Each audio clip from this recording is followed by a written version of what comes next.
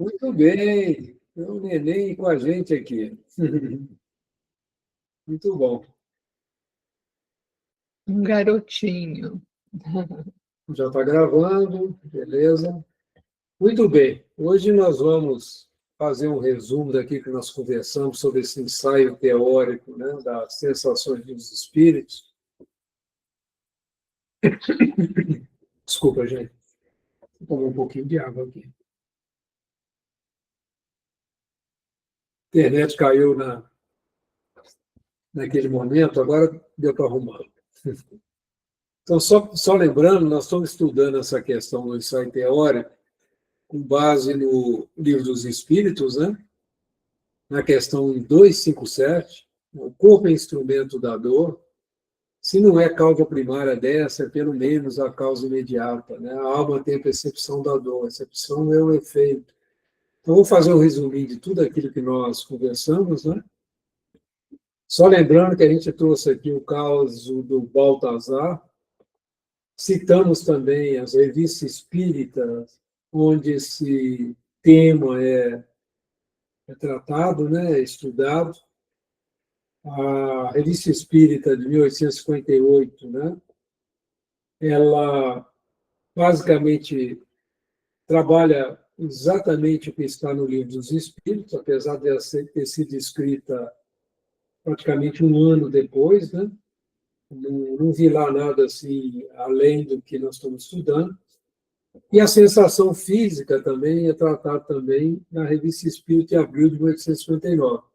Eu não cheguei a trazer esse assunto até aqui, tem alguns detalhes, algumas outras coisas, mas caso vocês queiram, basta ir lá na Revista Espírita de 1859, né? A sensação física está na página 133, onde pega a PDF, não é exatamente a mesma página, mas é interessante.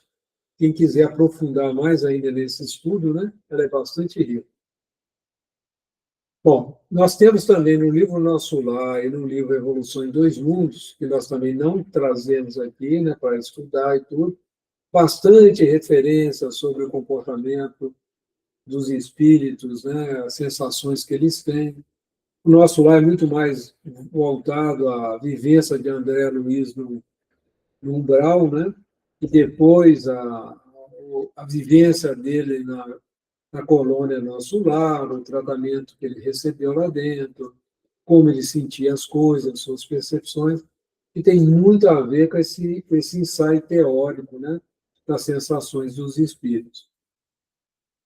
Então, são esses dois livros, Evolução em Dois Mundos, já tratam com um olhar mais científico, trabalha muito com relação ao perispírito, é um assunto que nós vamos... Eu estou preparando um estudo também, para que a gente possa entender mais o que vem a ser o perispírito, as dimensões desse corpo espiritual e tudo. Eu estou preparando isso. Oportunamente, nós vamos ter chance de estudarmos juntos, né, esse assunto. Bom, o resumindo, né, esse ensaio teórico das sensações do espírito, lembra, é um ensaio teórico das sensações dos espíritos. Kardec consultou mais de 1000 mensagens em também mais de 1100 espíritas. Ele indagou sobre esse assunto, né? E fez esse ensaio teórico das sensações dos espíritos, que nós estamos já há 3 semanas estudando. Eu achei interessante fazer um resumo, foi tanta coisa que nós discutimos, né? Que é interessante a gente fazer esse resumo. Coloquei a imagem ali do espírito ainda ligado ao corpo, né, ali se vendo de uma maneira, olhando o corpo ali inerte e tudo. Quando não se tem, traz uma dificuldade muito grande para o espírito, né, quando ele não tem um arcabouço moral desenvolvido, quando ele não tem também desenvolvido esse conhecimento da vida espiritual, traz muita perturbação para ele. Né? E no Livro dos Espíritos, assim, o corpo é um instrumento da dor, mas a alma é quem a percebe. Então, nós temos o nosso corpo material, nós temos o duplo etéreo, que faz a ligação do corpo com o perispírito, e quando a gente, por exemplo, dá um beliscão no nosso braço, a gente vai sentir esse beliscão através do espírito. Por que eu posso afirmar isso? Se a gente pegar os estudos, né, de Mesmer sobre a questão do sonambulismo, a gente vê que quando o médium faz um desdobramento, ou seja, o espírito do médium se afasta dele, eles colocavam agulhas, né, cutucavam o corpo do médium, o médium não sentia nada, porque ele se desligava de uma maneira que dificultava o perispírito dele, o duplo etéreo dele, passar a informação da dor para o espírito. Então, podia fazer o que quisesse com o corpo dele. Estou falando de uma maneira muito rápida, muito resumida essa questão. É muito mais amplo isso, né, do que... Mas a gente vai vendo nesses estudos que realmente a alma não tem nervos, não tem essa sensibilidade que nós temos no corpo humano. Mas aí ficou aquela pergunta que o Faustinho colocou para nós, foi esse o motivo da gente estar estudando isso, que o Faustinho colocou de maneira muito correta, mas os espíritos sentem dor, não é? Como que é isso? Nós vamos estudar como que é isso. Ele sente mesmo, ele não está brincando. Ele sente frio. Você vai querer aquele lombinho? Você falou alguma pergunta? Eu falo. Acho que está. Eu vou desligar o som dele. Muito bem. Então, vamos andar mais um pouquinho. Após a morte, a alma não pode sentir dor física, como o frio ou o calor, mas pode guardar lembrança penosa dela. Então, o que acontece com o espírito que tem sensação de dor, né? Frio, calor? Ele tem lembrança de como foi isso enquanto ele estava encarnado. Então, ele pode se sentir mesmo, né? Ele pode trazer isso como uma coisa para ele real, né? Apesar do espírito não sentir dor, não tem inervação. O perispírito não tem inervação, não tem órgãos como nós concebemos no corpo físico. Então, essa é uma questão, mas ele está sentindo. Isso foi isso que o Faustinho levantou. Estou falando aí, Fausto, se quiser corrigir alguma coisa que eu esteja falando, fica à vontade. Então, é importante a gente compreender isso, né? A dor sentida pelo espírito é uma impressão cerebral ou uma reminiscência da dor, e não a dor física propriamente dita. Agora, como que a gente, quando o espírito está num sofrimento muito grande, como abordar isso com ele, dizendo para ele, você não pode estar sentindo muita dor. Ele vai virar para você e vai falar assim, mas eu estou sentindo, né? Então, o grande trabalho que a espiritualidade, quando está atendendo esses nossos irmãos, é trabalhar com ele para que ele perca essa impressão, né? Para que ele não consiga se desligar da experiência que ele teve na carne. E nós, que já tivemos muitas e muitas outras encarnações, nós sentimos muitas e muitas coisas durante essas encarnações. Desencarnamos por vários motivos. Por morte acontecida em guerra, por tiro, por facada, por doenças graves e tudo, mas o que nós ficamos guardados é a impressão da última encarnação que nós tivemos, né? Normalmente é isso que ocorre. Alguma pergunta, alguma consideração até agora, pessoal? Tá ok? Aprofundando no conceito de perispírito, que é o elo entre o espírito e o corpo, ele é a quinta essência da matéria, é o agente das sensações. Eu estive explicando anteriormente o que vinha a ser essa quinta essência da matéria. Porque, antigamente, acho que foi Aristóteles que trabalhou essa ideia, nós tínhamos 4 elementos, a terra, ar, fogo e água, né? Os 4 elementos. E de que é feito o perispírito? De que é feito o corpo espiritual? Nós não sabemos. Aí demos o nome de quinta essência da matéria. Ou seja, é algo que nós não sabemos. Então, poderíamos usar assim, né? Então, usou esse termo. Porque é uma matéria mais suave, menos densa, né? Em princípio. E o agente das sensações. Nós sentimos as coisas, o espírito percebe o que acontece com o corpo através do perispírito. E hoje nós sabemos também que existe o duplo etérico, que faz a ligação do corpo com o perispírito. Por quê? Quando a gente desencarna, o duplo etérico se desvanece, e o corpo também se desintegra. Então, o ectoplasma tem muito a ver com o duplo etérico. Então, o ectoplasma, vamos dizer assim, é uma matéria intermediária entre o mundo espiritual, onde vive o perispírito, e o mundo carnal, onde nós encarnamos, vivemos. Então, a gente tem, assim, no mínimo, 3 corpos. A gente sabe que tem muitos outros corpos, mas, no mínimo, para a gente entender, nós temos 3 corpos: o corpo material, o duplo etérico e o perispírito. Durante a vida, o perispírito transmite as sensações ao espírito através dos órgãos. Isso nós já falamos. Após a morte sem o corpo, as sensações se tornam gerais, não localizadas. Se você for estudar em detalhes o livro dos espíritos, você vai ver que o espírito ele enxerga por todas as partes do seu corpo, quando já é um espírito mais evoluído. Aquele que está muito ligado à matéria continua ainda tendo a sensação que está enxergando pelos olhos, mas já não é assim. Já não é assim.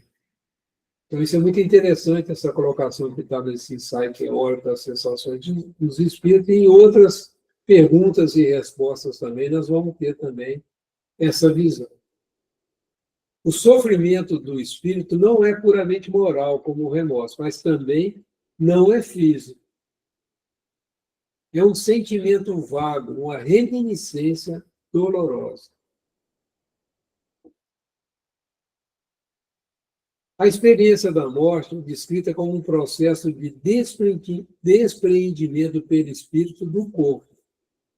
Em alguns casos, como de um suicida mencionado, a separação incompleta faz com que o espírito ainda sinta o que acontece com o corpo, como a decomposição, tomando a ilusão por realidade. Ele acha que está se decompondo, mas quem está se decompondo é o corpo que já não é dele mais. Mas como ainda tem algumas ligações com o corpo, que ele, ao morrer, ainda ficou muito dessa ligação, né? Ela não foi ainda completamente, ele não se desligou completamente do corpo, ele passa por esse sofrimento. Para os espíritos mais puros, o perispírito se torna etéreo, diminuindo a influência da matéria e, consequentemente, as sensações dolorosas. Se nós não quisermos passar, né? Nós estudamos também no Céu e Inferno a questão do passamento, como que é, quanto tempo a gente fica na perturbação e tudo. A gente precisa ir realmente trazendo esses conhecimentos, nos purificando, né? Espiritualmente, ou seja, focando nas ações do bem, trabalhando nos nossos pensamentos, né? Tomando consciência que existe o corpo, né? O corpo é regido pelos espíritos, mas nós temos ação sobre ele através da razão, através da vontade, através da imaginação. Então, nós temos um poder mental sobre a questão do instinto. O instinto é útil, mas nós precisamos controlá-lo à medida que nós vamos evoluindo. Então, nós lemos já, né, nós já estudamos no livro Céu e Inferno, o desencarne, né, o passamento dos espíritos felizes. Agora nós estamos estudando no livro Céu e Inferno o passamento dos medianos, né, muito próximo à situação nossa aqui, né, de uma maneira geral. Que não é tão ruim assim, né, gente? Nós estamos estudando ainda, mas nós já vimos alguns casos que não é tão ruim. Esses espíritos experimentam sensações agradáveis de um tipo que os humanos não podem compreender, pois a percepção deles é mais sutil. A gente pega até um exemplo, que é de explicar um cego de nascença o que é a cor azul e o que é a cor vermelha. É dificílimo. E é dificílimo também para os espíritos que trabalharam com Kardec, os espíritos puros, os espíritos que trabalham com Jesus, explicar de uma maneira que nós conseguíssemos compreender como é que é isso lá. Não tem palavras, não tem referência para que a gente possa entender como que é a vida de um espírito já puro. Nós vamos ter que chegar lá para que a gente possa compreender. E são sensações, pelo que a gente lê e estuda, maravilhosas. Alguém gostaria de fazer alguma pergunta, alguma colocação, gente? Eu estou fazendo um resuminho aqui de tudo aquilo que nós estudamos em detalhe. Pois não, Fausto? Então, Antônio, eu estou longe ainda de saber alguma coisa desses espíritos puros aí. Talvez daqui uns 2, 3 mil anos aí eu consiga, mas dos sofredores eu ainda posso dizer muito. Porque desde que eu comecei lá em 86, não, 76,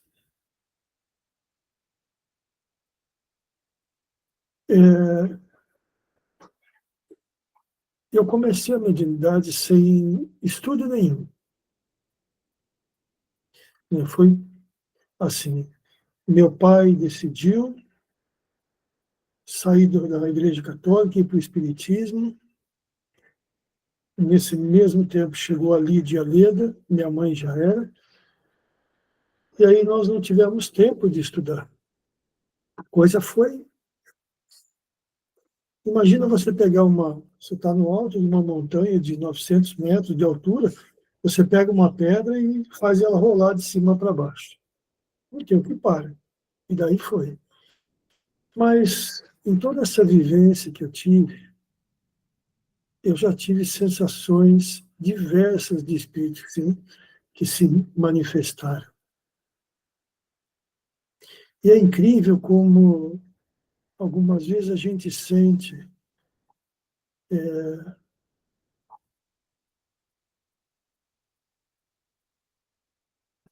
aquilo é tão intenso para ele, é tão verdade para ele, é tão... Ele não entende aquilo como uma sensação, ele entende aquilo como um sofrimento. Uma vez, um espírito que tinha sido soterrado, e ele caiu, uma das vigas que caiu, o concreto rompeu e o ferro entrou nas costas por trás e saiu aqui. Ele estava andando, o ferro bateu, ele caiu com o peito no chão. Rapaz, assim, senti aquela sensação, sabe aquele queimado do ferro perfurando, e aquele dentro, sentia toda essa sensação.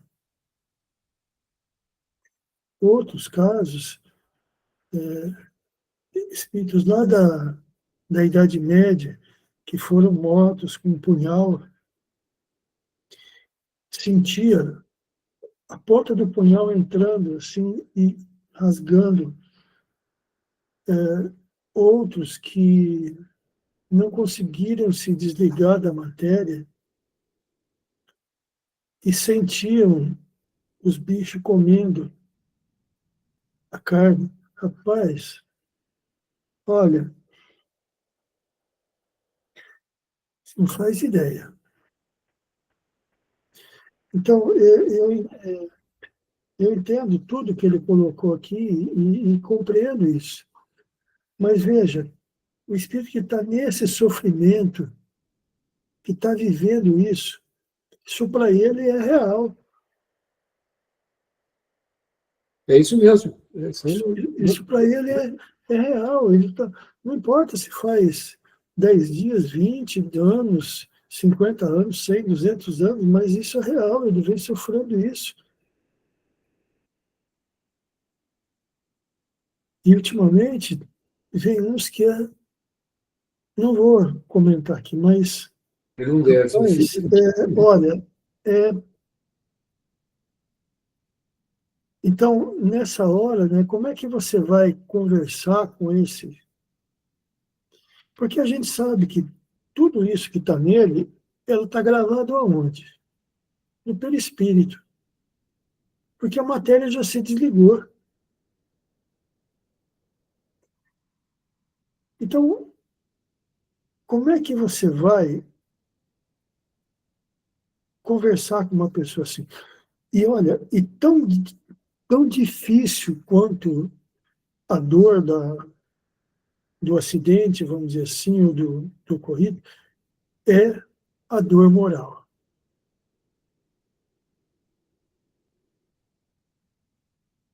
O espírito que vem desencarna com dor moral é, é difícil. Porque aquilo fica nele. Eu não sei se seria isso, mas é uma ligação mente, vamos dizer assim, mente perispírito com mente do espírito. Eu não sei se seria isso. Eu não sei explicar. Eu sei que a dor moral é muito mais intensa. E é essa que esses espíritos que estão na erraticidade, são muito perversos, se utilizam para arrebanhar eles. Então, é isso mesmo. Por que é importante a gente ter esse conhecimento, né? Na hora que você vai conversar com um irmão nosso que está passando por isso. Vamos supor, ele trabalhando o que é do espírito, o que não é do corpo. Por exemplo, o que é do espírito é a razão, a vontade e a imaginação. São esses três elementos, são característicos, tem outros, mas vamos pegar esses que são importantes. A razão, a vontade e a imaginação. Bom, o espírito desencarnou lá numa guerra medieval, com uma punhalada, o efeito de uma flecha, de uma espada e tudo, ele está ali com aquela sensação de sangramento e tudo. E aí a gente pergunta, né? Quanto tempo você está passando por isso? Aí ele não tem noção desse tempo, né? Você tem que ir trabalhando com ele. Fala assim, mas tem certeza que isso é real para você? Quer dizer, muitas vezes o que eles fazem com ele é botam ele para dormir, né? Botam o espírito para dormir, vão trabalhando com ele a ferida e tudo, para depois poder conversar com ele sobre o que aconteceu, né? Dar uma aliviada para ele, depois ele volta. Então, são situações que, assim, nós sabemos que é uma coisa que está no corpo mental dele, e a gente estudando a questão do corpo mental, existe também o chamado corpo causal. O corpo causal só existe para espíritos que ainda têm dívidas, né? Que ainda têm, vamos dizer assim, dívidas a ressarcir. Porque à medida que o espírito vai ficando puro, ele não tem corpo causal mais, né? Ele só tem um corpo mental de que toda a história dele está guardada. Mas nós que temos a história nossa meio atrapalhada, nós temos também um corpo que vai trazer, um dia que a gente estiver pronto, né, vai trazer essas questões mais antigas, que não temos nem estrutura ainda para tratar. Falando de uma maneira bem rápida sobre essa questão. Agora, como que a gente chama esse espírito à razão? Porque esse aqui é difícil no diálogo, né, Fausto? Como tira ele daquele quadro, né? Porque fala assim, você não está vivo? Essa punhalada que você tomou não era para você estar morto? Né? Se você está vivo, então isso aí não pode existir, né? Porque senão você estaria morto. Então não é a coisa da sua imaginação, que você está imaginando que ainda está sangrando. Tenta usar a sua força, a sua vontade, para imaginar que esse ferimento não está aí. O médium ajuda muito com a imaginação, né? O médium pode, inclusive, ajudar ele a imaginar um corpo já sadio, né? Porque ele está em contato com o corpo do médium, né? Ele está em contato com o corpo de quem está ali. Mas é uma das coisas, você está falando das coisas mais difíceis de trabalhar mediunicamente, é essas situações, né? Porque está sangrando, ele está vendo o sangramento, ele está vendo a ferida. Se o dialogador não tiver muito tato ali, para tirar ele do quadro, né, Fausto? dificulta mesmo. Por mais que a gente coloque amor ali, por mais como médico a gente tenta ajudar ele a sair daquele quadro, né? Mas o dialogador tem, pela razão, né? Pela característica da razão do espírito e da vontade dele sair daquele quadro, ele tirar, mas não é tão simples assim, eu concordo com você plenamente, né? E, Antônio, e quando o médium sente? Não, eu sei, eu trabalho. Às vezes, não, fora do trabalho. Aí é duro, né, Fausto? Dá dor de cabeça, dá dor no braço, dá dor para todo lado. Você não sabe de onde vem essa dor, porque você não faz ideia. E às vezes, isso começa uma semana antes do trabalho. E você tem vontade de vomitar, porque às vezes a pessoa se envenenou, é duro. Porque a pessoa tomou um veneno, tomou soda cáustica, aquele negócio, você está com uma dor no estômago, você não sabe de onde ela vem. Por isso que é importante que a gente se conheça, que a gente tenha certeza absoluta que a nossa matéria está sendo bem cuidada, que nós não temos problemas. Porque, veja bem, olha, eu entendo dessa forma, não posso estar errado, mas aí inclui uma série de outras coisas, que é vibração, que tipo de pensamento assim, né? Mas, às vezes, a espiritualidade percebe que você está pronto, olha, ele tem condição de ajudar esse espírito que está nesse jeito. Aí eles começam a fazer a ligação fluídica entre o médium e o espírito. E aí ele começa a sentir. Então, se o médium não tiver certeza, ou o encarnado, não importa, às vezes, né, se ele começa a sentir isso, ele tem que ter certeza que ele está bem. Porque senão, bate um desespero. Bom, Eu sei que você está eu vou parar por aqui, porque... Já não precisa, te acaba sintonizando e passando. Não é isso, não. É que são histórias e histórias que aconteceram todos esses anos. Aqui na orientação.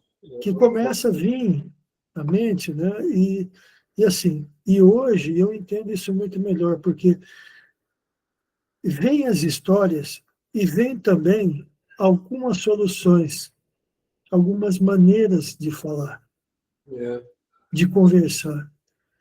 E hoje eu tenho compreendido que você dialogar, às vezes, com o espírito que está numa situação dessa, não é produtivo.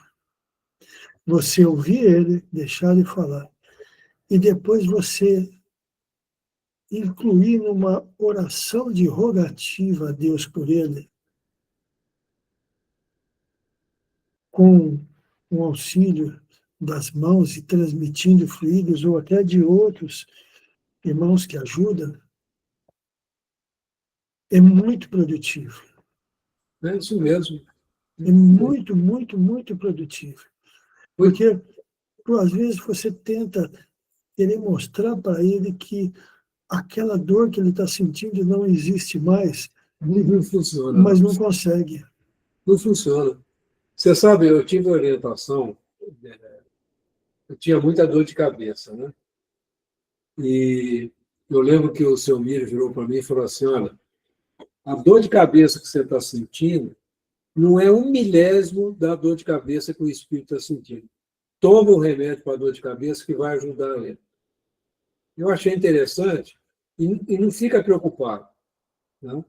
Porque a gente não tinha reuniões lá mediúnicas, como nós temos aqui no nosso cantinho, né? Então, às vezes, a dor de cabeça ficava... O atendimento ocorria muitas vezes na reunião do sábado fraterno, que a gente chamava na reunião pública e tudo, depois sumia. Mas até lá, o corpo a gente sentia efetivamente a dor e tomava analgésico, a dor saía. Agora, a gente precisa sempre consultar, né, você colocou aí, consultar o médico para ter certeza que aqui não é uma questão sua mesmo, né? Que é difícil, às vezes, a gente separar, né, Fausto?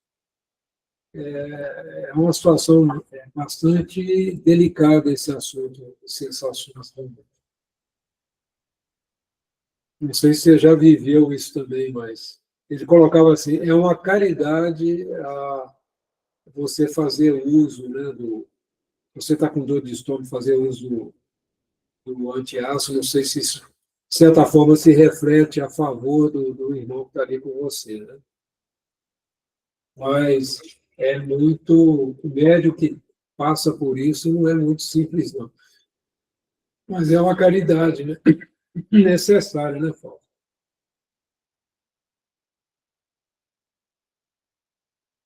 Eu vou mandar mais um pouquinho.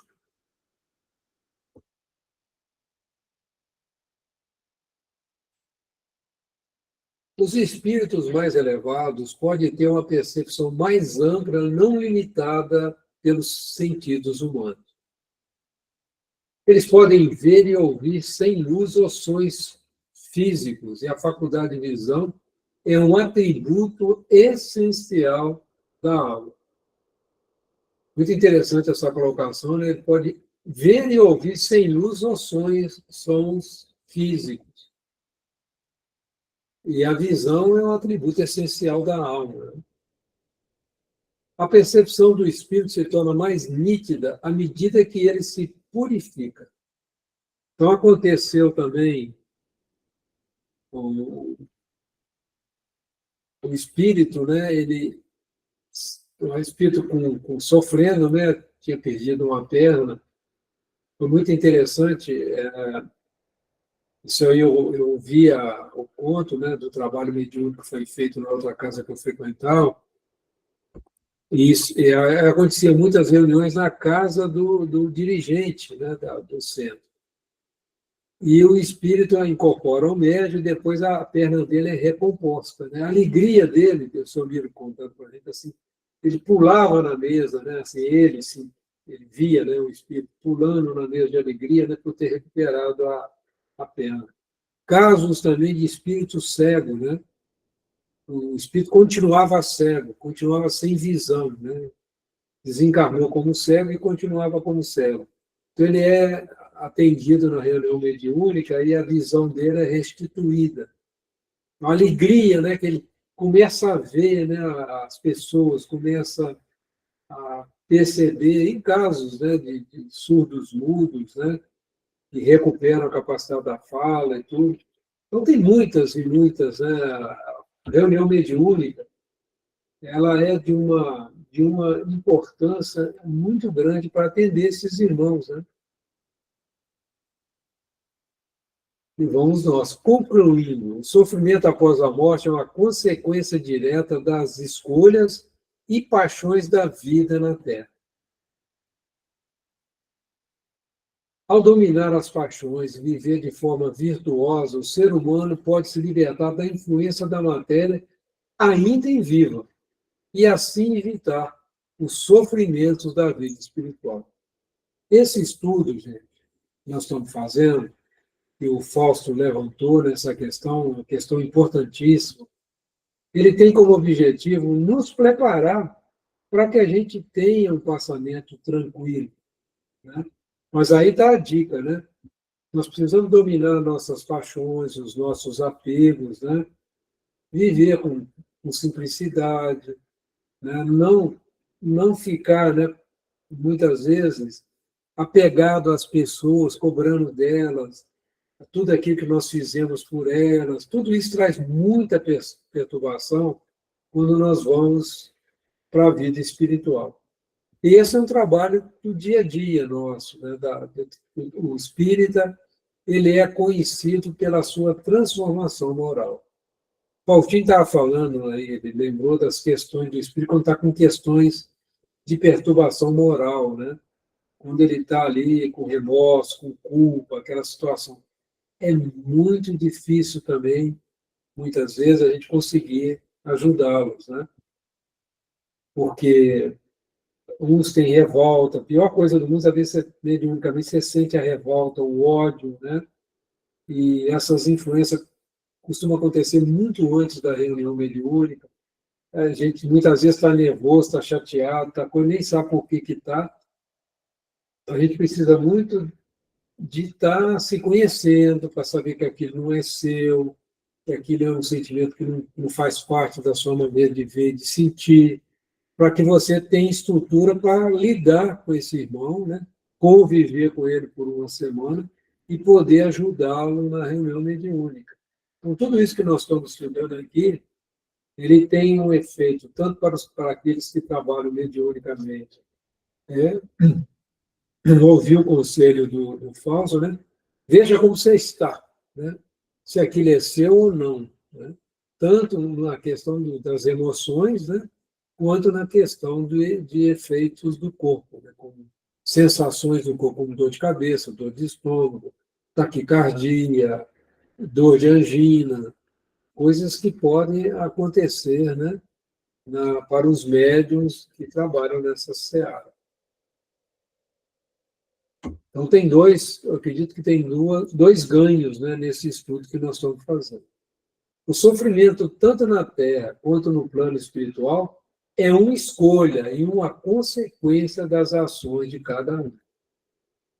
Isso que o Espírito da Verdade, né, essa equipe que trabalhou com Kardec, está nos alertando. O sofrimento, tanto na Terra quanto no plano espiritual, é uma escolha, uma consequência das ações de cada um. Senão Deus não seria todo justiça, todo amor, né? Todo misericórdia, se isso não fosse uma realidade para todos nós. Então, a nossa felicidade futura, a nossa felicidade atual, só depende da gente, das nossas escolhas, né? A gente fique muito atento a isso. Muito bem, aí a gente termina esse estudo. Ô, Fausto, nós fizemos um estudo também, que até comentei ali no início, na Revista Espírita, sobre o espírito Baltazar, né? Muito interessante aquilo que nós estudamos.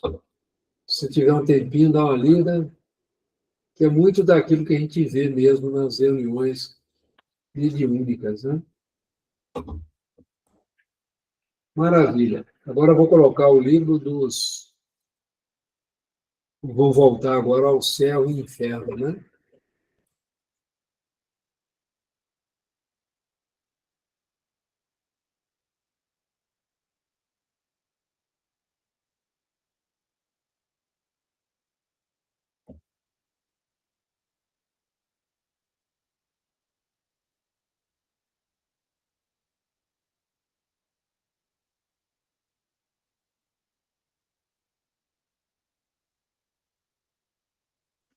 São momentos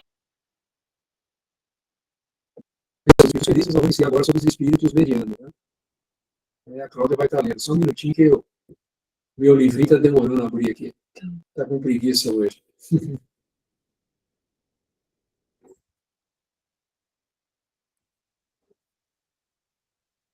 Só um momento.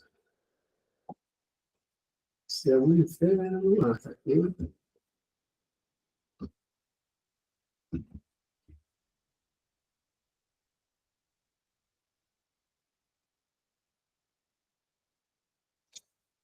Só um segundo. Só para a gente se situar. Nós estamos estudando agora sobre os espíritos em condições medianas. Nós já estudamos sobre os espíritos felizes, né? Agora nós vamos estudar sobre os espíritos em condições medianas. Kardec, no livro Céu e Inferno, ele começou pelos espíritos felizes, espírito mediano, e depois nós vamos estudar sobre os espíritos sofredores. Então, só... Opa, eu estou atrapalhado mesmo. O texto, né? Né? Vou voltar aqui. Desculpa a demora, pessoal.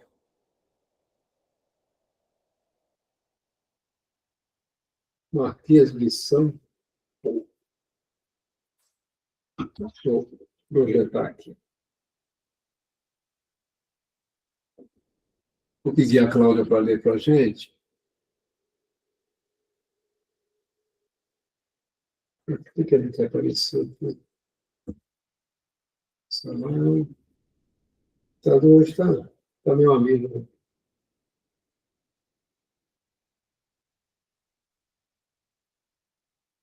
Apareceu. Só um minuto. Isso. Apareceu aí, Cláudio. Uhum. Pode ler. Então, nós vamos ler sobre o Marquês de Santo Paul.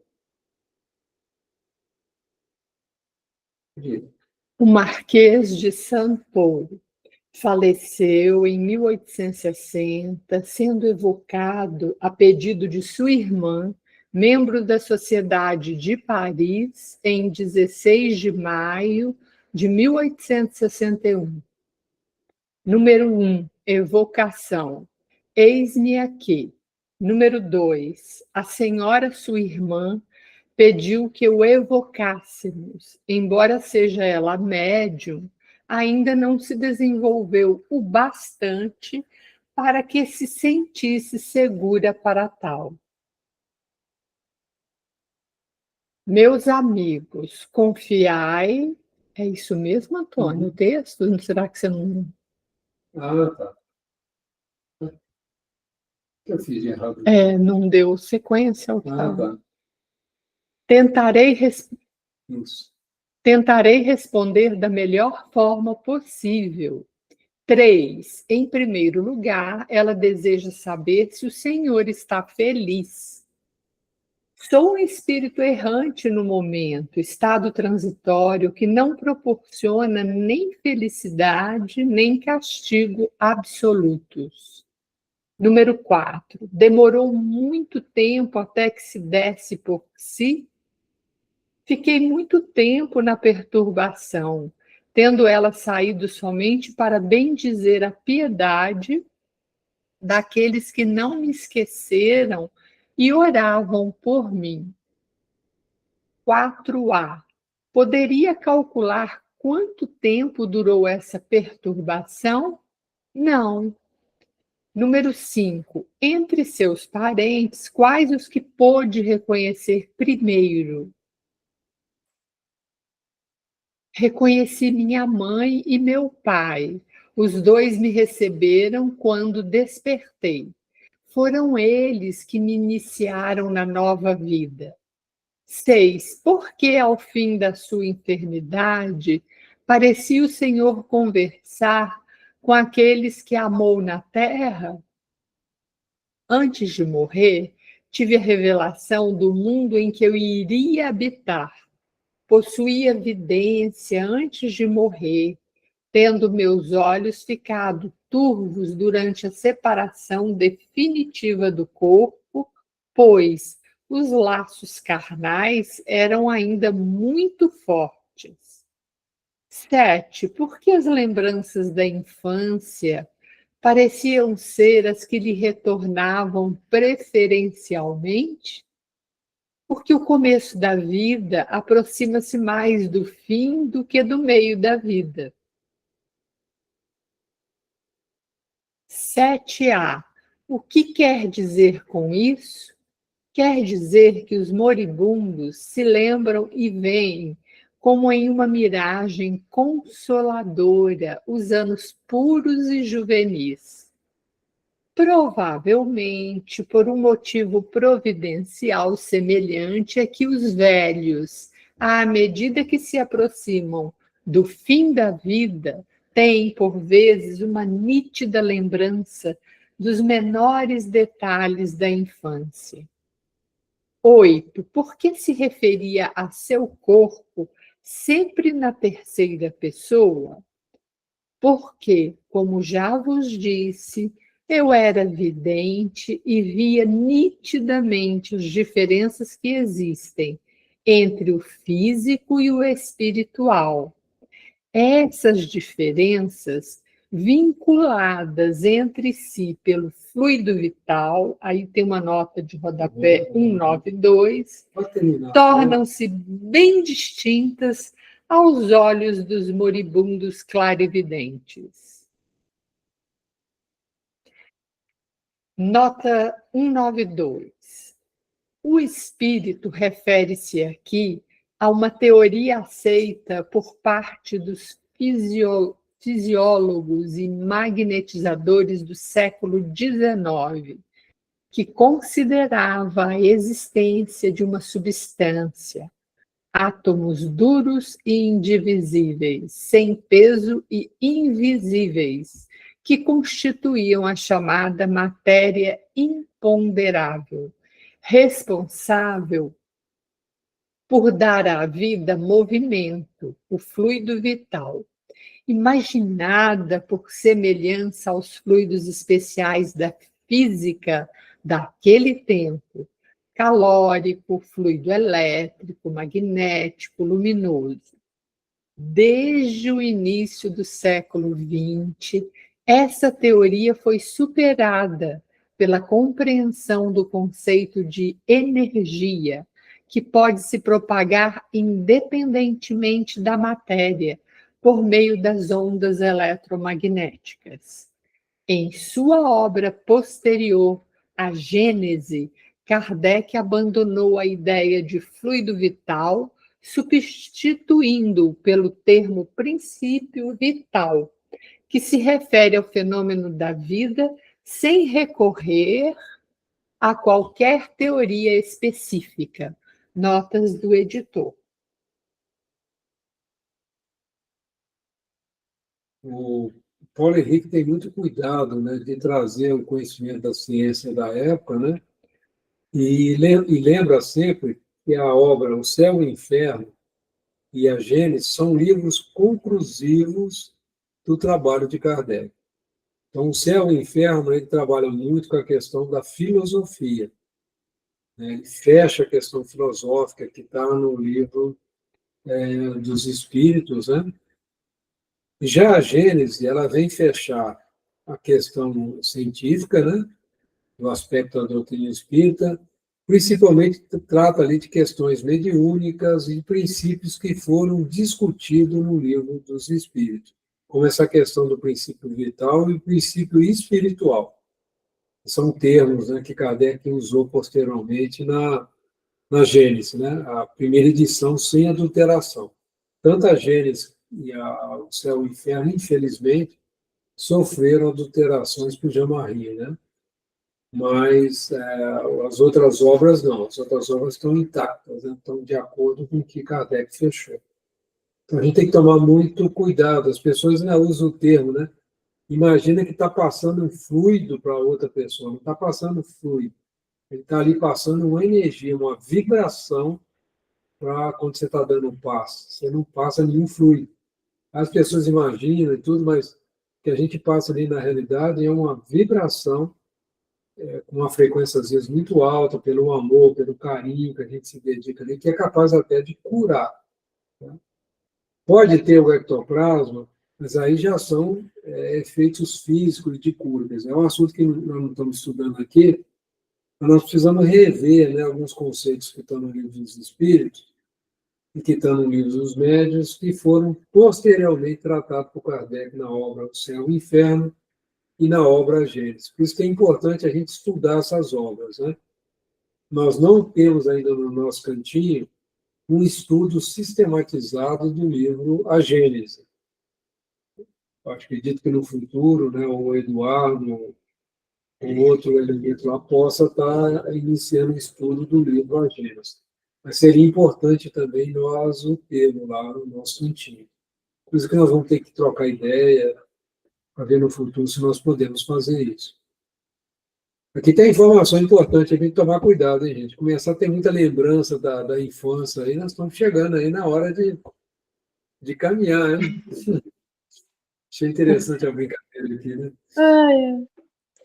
Já pensou? Tô lembrando bastante da minha infância, viu, o Antônio? Pode parar com isso.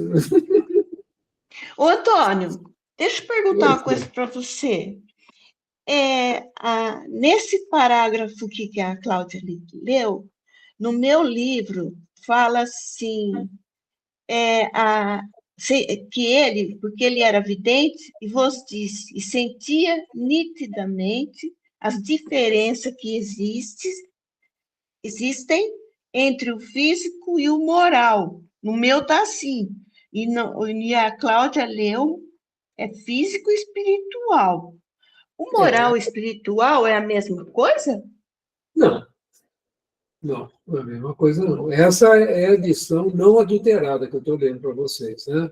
Certo. Ah, tá. Então muda bastante, né? Não é, Muda um tem pouco, né? muda aí. Quer dizer, o que eu fiz, né? Quando eu tinha dúvida em qualquer coisa, eu vou na versão em francês, apesar de eu não saber francês, mas a gente vê lá o termo que está lá, né?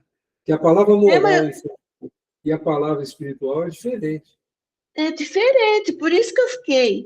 Eu falei, ué, no meu livro está entre o físico e o moral? Eu Por falei, isso que mas tem que moral pegar não é a mesma coisa.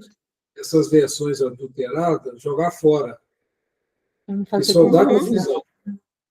Pelo menos eu tenho plena confiança no trabalho do Paulo Henrique Figueiredo. Eu vi lá o Lucas Sampaio, foi na França, viu tudo direitinho lá, quer dizer, eu pessoalmente não tenho dúvida mais que não se deve Uhum. considerar as obras adulteradas do Céu e Inferno e da Gênesis, né? Então, tomar Tá cuidado, bom.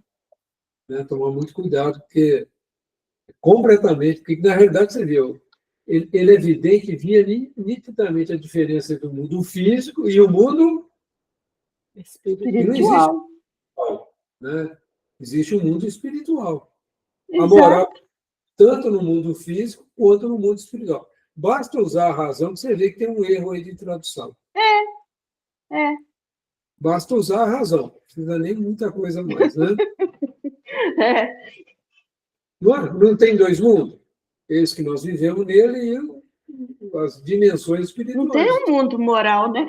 Não, é que de repente, Antônio, eu falei, ué, moral e espiritual vem, porque a gente fala da reforma moral, né? A reforma É, moral, a você faz ela reforma tanto espiritual. você faz tanto aqui quanto no mundo espiritual. Você vai continuar seu trabalho moral. É, Então é fácil, tá essa aí é certo. fácil de matar, de entender, Tá né? bom. Tem um erro aí. Opa, será que eu fiz alguma bobagem? Não, fiz não.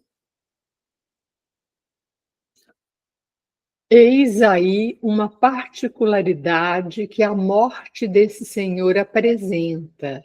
Em seus últimos momentos, ele dizia sempre: ele tem sede, é preciso dar-lhe de beber. Ele tem frio, é preciso aquecê-lo. Ele sente dores em tal região, etc. E quando se lhe dizia: mas é o Senhor que tem sede, ele respondia: não, é ele. Podemos distinguir aqui perfeitamente as duas existências. O eu pensante está no espírito e não no corpo. O espírito, já parcialmente desligado, considerava seu corpo como uma individualidade que, a bem dizer, não era mais ele. Ao seu corpo, então, é que era preciso dar de beber, e não ao seu espírito. Esse fenômeno também pode ser observado em alguns sonâmbulos. Aí tem uma nota 193. Então, foi muito interessante a gente fazer o estudo da sensação dos espíritos, né? Você viu? E esse caso aqui, ele já estava tão desligado que ele percebia a diferença entre o espírito e o corpo. Era o corpo que tinha sede, não ele. Olha que interessante. Ele já vivia essa dualidade, né? Espírito e corpo físico. Muito interessante a gente estudar a obra O Céu e o Inferno, né? Esse aí é um ponto que agora a gente consegue compreender, né? Quem sente é o corpo. O perispírito transmite para o espírito. Ele ainda está com... que ele vai levar para o mundo espiritual é o perispírito dele, né? Paulo Henrique deve dar mais uma explicação aqui na 193. Vamos ver. Nota 193. Somente o corpo físico confere ao ser necessidades materiais, como fome, sede, e sensações físicas como frio, calor, pressão.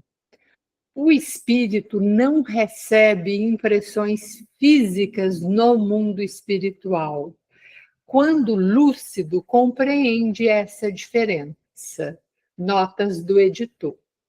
Agora, é aquilo que o Faustinho estava colocando. Quando você está ali no trabalho mediúnico, você levar o espírito, tomar essa consciência, que esse é o espírito mediano, né? Ele está numa condição mediana, não é um espírito sofredor.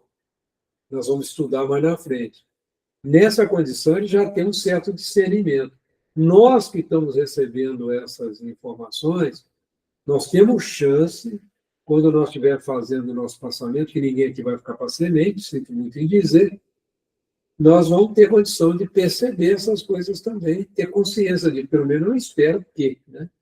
Não sei se vai ser assim, mas nós temos muito mais chance de compreender o processo de desligamento caso nós não tivéssemos recebido essas informações. Fiquem tranquilos, vocês não vão esquecer o que vocês estão estudando aqui. Isso é importante a gente falar, né? Vocês vão lembrar de tudo, fica tudo guardado no nosso corpo mental. A gente não perde as informações. Muito bem, falta ainda 4 minutinhos, dá para você ler esse nome. Então, Número 9. O que disse sobre seu estado errante e do tempo que durou a sua perturbação leva a crer que não esteja muito feliz. No entanto, suas qualidades fariam com que supuséssemos o contrário. Além do que, há espíritos errantes felizes e infelizes. Estou num estado transitório. As virtudes humanas aqui adquirem o seu verdadeiro valor.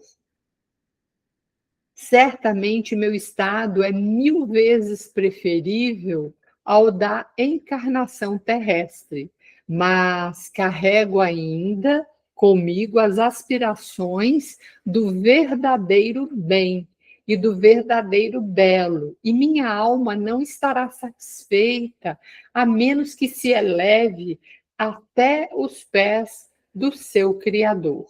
Aí tem uma nota de rodapé 194, que diz assim: o espírito em condição mediana não é infeliz, pois não tem imperfeições que resultam do apego à matéria, mas, observando a felicidade dos bons, almeja alcançar essa condição, dedicando-se a alcançá-la pelos esforços do aperfeiçoamento. Está no caminho da felicidade futura. Notas do editor. E assim a gente termina o estudo do espírito, né? Santi, deixa eu voltar, eu esqueci o nome. Vamos lá. Saint-Paul. Saint-Paul. Marquês de Saint-Paul. Um marquês, né, gente? Um nobre na época, né? Muito bem. Então, aí, se nós formos espíritos medianos, né, a gente vai ficar ali. Um amigo meu brinca assim, na zona do agrião, nem está bom nem está ruim. Ele brinca, né? E ele coloca que o estado dele é 1000 vezes preferível da encarnação terrestre, mas carrego ainda comigo, né? Então, é que dentro do espírito dele, ele tinha a clareza do bem e do belo, né? E ele aspirava a chegar a Deus, né? Com o que ele tinha de bom dentro dele, né? Muito legal. Muito bem, pessoal, deixa eu desligar aqui. Opa, fazer a oração de encerramento. Alguém gostaria de fazer a oração de encerramento para nós? Encerramento, né? Posso fazer, Antônio? Eu posso fazer, porque é muito importante estar aqui com vocês, né? Agradecer essa oportunidade de poder estar estudando e trocando muitas experiências, coisas que a gente precisa saber, e agradecendo as pessoas que doam também, né? Esses momentos preciosos da sua vida para poder repartir com a gente. E assim, através do estudo que a gente tem, o primeiro, que a gente possa realizar, né, auxiliar os nossos amigos encarnados, desencarnados, né, que a gente precisa entender o reconforto que a gente possa dar, e o consolo, né, que Jesus nos deu de modelo, que a gente também pode confortar os outros. Assim, então, agradecendo cada coraçãozinho aqui presente, eu vou elevar nossos pensamentos junto com os seus, a Deus, nosso Pai, a Jesus, nosso amigo, a equipe espiritual da nossa casa, os fundadores, que tanto trabalharam ali e que fizeram um trabalho maravilhoso e deixou para a gente continuar, que a gente possa honrar. E então elevamos pensamentos, deixando uma prece ao amigo mais necessitado que porventura estiver na sala 1. Pai nosso que estais nos céus, santificado seja o teu nome. Venha a nós o teu reino. Seja feita, Pai, a tua vontade, não a nossa. Assim na terra como em todos os planos habitados. Não nos deixe, Pai, cair em tentação. O pão nosso de cada dia nos dai hoje. E perdoa, Pai, as nossas dívidas, as nossas ofensas. Assim também como perdoarmos os nossos ofensores e devedores. Não nos deixe, Pai, cair em tentação. E livra dos tropeços de cada vida nossa aqui na terra. Assim seja. Gratidão. Desculpa aí,